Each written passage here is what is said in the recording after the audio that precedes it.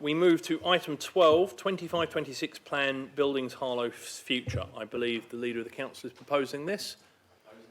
And seconded, Councillor David Carter. Dan Swords, over to you. Thank you, Chair. We want Harlow to be the most transformative and impactful local authority in the country, one that truly changes lives, boldly, unapologetically and with purpose. We are not here to manage decline with a shrug and a spreadsheet. We are here to lead the glorious rebirth of one of Britain's most iconic new towns. Harlow has so much going for it, and yet for too long, we felt like a lion trapped in a cage. We all share the same frustration, our staff, our partners, our residents. Like some supercar blocked in the traffic, we can see the way ahead, we know where we want to go, and we know why we are stuck. The Council has, for too long, lagged behind the ambition of the people it serves. Poor leadership has dimmed the light of a town built on innovation and aspiration. We have been a sleeping giant, waiting to be unshackled, but no longer. We are building Harlow's future. We are no longer taking decisions because they are easy, but because they are right for our residents, both now and in the long term. And we have delivered so much already. Transformative investment has been secured for the regeneration of our town centre, and work is underway. We're building more council homes than in the past 30 years combined, and our innovation park is rising from the ground to deliver jobs and industry-leading facilities. We have ensured that Harlow homes are for Harlow people, and we have entirely restructured the council and recruited the very best people in local government. We have increased our budget by 41% for the year ahead, so that every single mission, promise and outcome is fully funded, without raising council tax by a single penny. That's not just leadership, that's belief in what Harlow can be. But now we must go further. Every councillor has faced a moment when they have to decide how far they are prepared to go to deliver for our town. And this is our moment. Two very different futures lie ahead. One that continues to drift, another that leads the Renaissance. We have made our choice. We choose the Renaissance, and not in some fusty academic way, but in a way that unleashes Harlow's potential. And if we get this right, we will have led the revolution in the rebirth of this place and hailed a new chapter in our history. Transforming our council so council tax is kept down and our town thrives. Rebuilding our town so that we set the standard for what is truly great. Investing in our housing so that every family lives in a safe and decent home. Renewing our neighbourhoods so that pride is restored in every street. Securing our future so that every resident can grow up and grow old in Harlow. Protecting our communities so that you feel safe in any part of town at any time of day. This is not just another council plan that does nothing except gather dust, leaving the council with no direction and going around like a washing machine stuck on the spin cycle. It's a movement, a mission, a turning point. Because this is bigger than us. It's about building a council that truly works for everyone, where every decision makes a difference, where every resident feels the impact. I deeply believe that for Harlow, the best is still to come. And our biggest risk is allowing this moment to pass. Dropping the ball because the opportunities are too great. It is simply not an option. Let's finally believe in ourselves and what we can do. We can unleash the pent-up potential of our town and lead Harlow away from mediocrity to an outstanding future. Our missions are clear, our values are strong, our time is now. Let's build Harlow's future together, and I commend this plan to the Chamber. Thank you very much, Councillor Swords. Councillor Carter, do you wish to speak at this time? Thank you. Reserve your right to speak. Does anyone else wish to speak on the report before us? Councillor Edwards. What I find interesting about this report was it was published today. We received it today. This has been the first opportunity we've had to look at it. What's happened to the notion of papers being prepared 10 days in advance? in order that people can have a look at it. The other thing, just a small thing really, I suppose, but it says in here, I think it's on page 24, enable sustainable, active and affordable travel. Quite how we're going to do that when buses I don't believe are the purview of this council. I don't know. It then says, this will include the commencement of an e-scooter system pilot. We haven't yet made the decision to commence that. We were told that they're looking to consider making the decision to commence that. And some of us were at a meeting a week or so ago. Councillor Charles was there. Others were there with the Police and Crime Commissioner, when he made it very clear that he wasn't particularly in support of an e-scooter scheme. When we were asked had they formally been, or had they been approached, or whatever, with regard to that, the reply that we got was one, oh no, that's for the future. So it does surprise me really when you see in here statements about what they're going, so statements about what they intend doing on important things like the e-scooter, when as if it is going to happen, whilst at the same time they're saying to us, and by that I mean us as council members in full council and at cabinet, that as yet no decision has been made. Only the decision has been made to consider it. And yet here in writing it's saying this will include the commencement of it. So let's, I suppose, going forward, A, can we have papers published in time? And B, can we also have some honesty? And can we also have less of the hyperbole and more about more of the detail about what exactly is going to be done?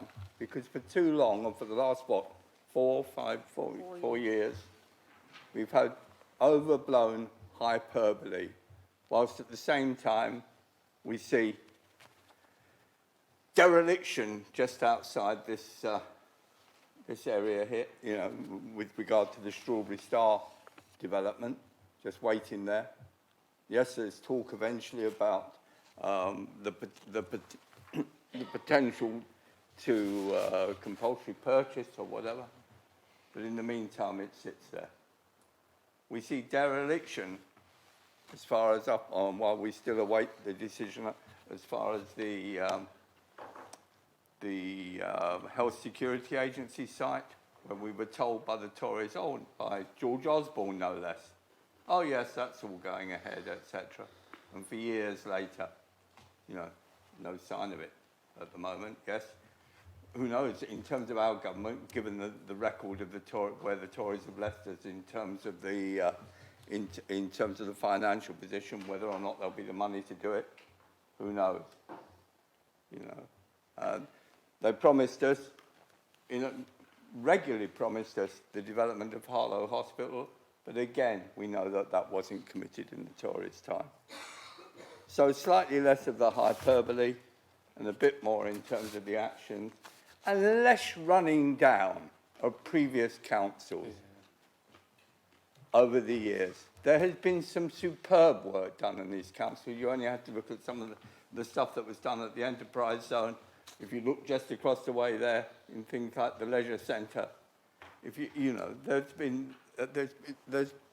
been multiple examples of work that's been done. So let's have a bit less running down of past councils and a bit more, as I say, less hyperbole, but more sort of specific statements about what will be achieved and when. Thank you. Thank you very much, Councillor Edwards. Anyone else wish to contribute to the debate? Councillor Shepherd.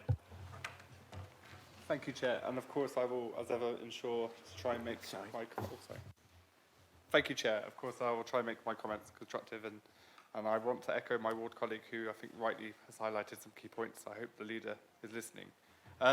Whilst the references to sustainable and active travel are thoroughly welcome, when I talk to people around our town about the state of our cycle tracks. It comes up time and time again that we are not moving it fast enough, to improve the quality of the network. I met with a group of young people last year, and they were invited to submit questions to what it's like being in council or issues in their neighbourhood. And I read one question from a young person who said they had fallen off their bike whilst using our cycle network, and it's deterring people. You know, I believe in active travel, but we need to make it an attractive option, but above all else, it needs to be a safe option. And when young people are deterred from cycling because of the state of our cycle tracks, I'm just not convinced what I'm reading in front of me.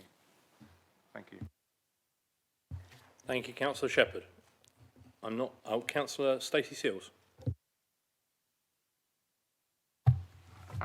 Thank you, Chair. I guess I'll stand. So in terms of, yeah, I do agree, because I've just read the report just now and just gone through it, but I'm actually quite delighted that in my short time of being in the council, the things we've spoken about in putting the people of Harlow to be a centre approach, those things, and they're no longer dreams. I do agree with my colleague, Councillor Edwards, who stated that there are many great things that may have been achieved in the past. However, the past has also shown that Harlow was a town that was neglected and also required some development. And I do think in the things listed in Dee's report, being that, you know, there's so much different monstrosities which are happening across the country, Harlow does appear that it will not be one of them. Putting its residents first, developing a town in increasing better employment as well as growth in business, I think is a way forward that Harlow is leading in creating something that could be maybe a visionary to change in our national growth across the country. So I'm really glad that we're not just talking and having things in paper, but looking day to day in how the council is run, the officers, and the small steps and changes which are happening, that dream is not just a dream, but it is becoming a reality. Thank you, Councillor Seals. Councillor Charles. Thank you, Chair, and I fully support the programme that the Leader of the Council has set out, focusing on all of us working together to build a better Harlow. I just want to generally remind Councillor Edwards of the comments I made at the Police, Fire and Crime Commissioner meeting, so that there is no ambiguity in this room. I know a number of councillors attended that meeting, and I just want to be absolutely clear what was said. At that meeting, I was very clear that there is a genuine consultation happening on the pilot for the e-scooters. And I also said, and Councillor Edwards, you were there, and I would just gently say to you that I was explicitly clear that the police would be one of those organisations that would be consulted. I was very generous in my time with you discussing that matter privately. It is a matter of concern for all councillors, and we had a lengthy debate at Cabinet, and I think it is really important in the way that we want to conduct ourselves that we accurately describe what people have said in public meetings, in private conversations, and in this chamber. But let me just briefly focus on the Protect Our Community section of this report that's laid before us tonight. I think it is important, one, to strengthen our preparedness, and that is why we're working with the police, fire service, to make sure that we prepare with our events planning, but also a focus on resilience to make sure that we're there to protect our communities and make sure that Harlow is a place where people can live in safety, and that is a key focus of this report. We're also investing in CCTV provision because we want to make sure, alongside our priorities with the Safer Harlow Partnership, that we catch criminals and we improve the ability to enforce the law in this town and work in partnership with the police to do a fantastic job. And actually crime has come down in this town as a result of their work. I'll just end by saying one of the other focus areas that I think is worth considering amongst us all in this chamber is the work that officers in this town have done to boost the public protection portfolio. It's brought together not just the community safety team, but environmental enforcement and housing enforcement. And that's come to the fore with some recent cases that residents across the town have experienced. And we are working hard to address those concerns. So let's keep things accurate, let's focus on the positives here, and let's fight crime together in partnership. Thank you, Councillor Charles. Councillor Perrin. Thank you, Chair. I'm really pleased to hear what Councillor Charles has said, particularly around the e-scooter consultation. What is clear is that there is a plan.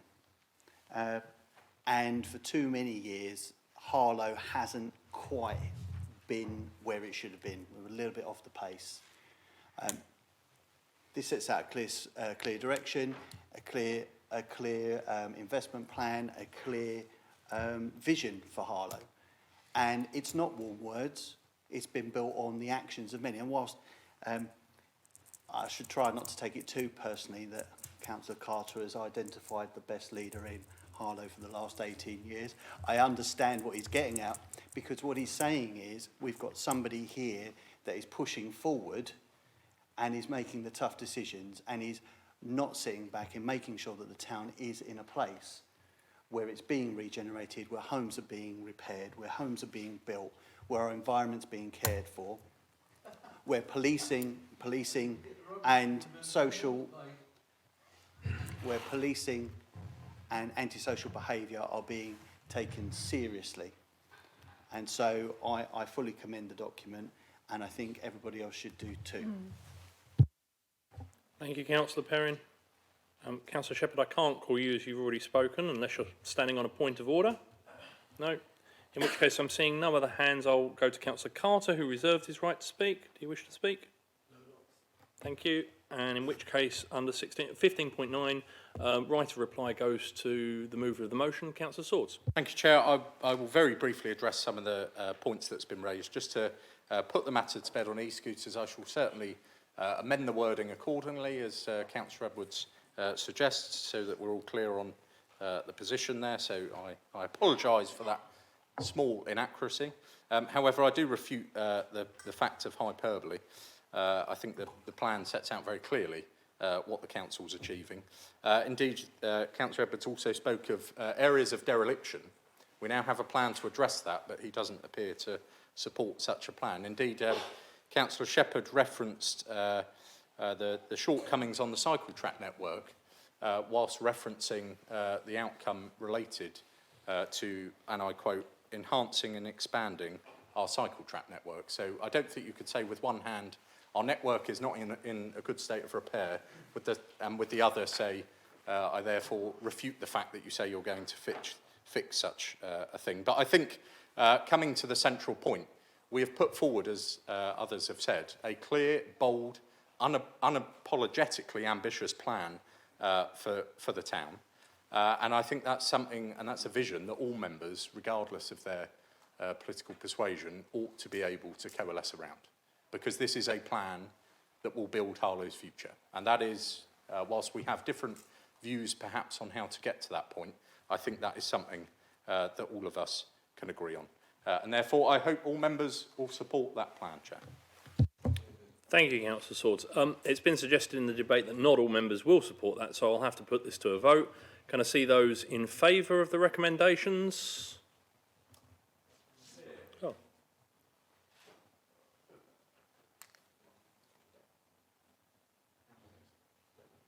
Someone counting?